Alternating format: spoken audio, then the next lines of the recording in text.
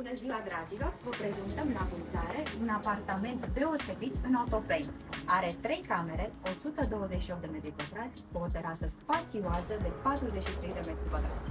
Apartamentul este situat într-o zonă liniștită, pe strada Maramureș și are ca vecinătăți un parc pentru copii minunat, supermarket la parterul blocului și alte zone verzi.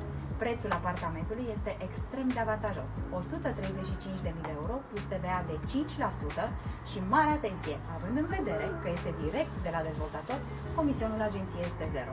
Vă așteptăm cu drag la vizionări!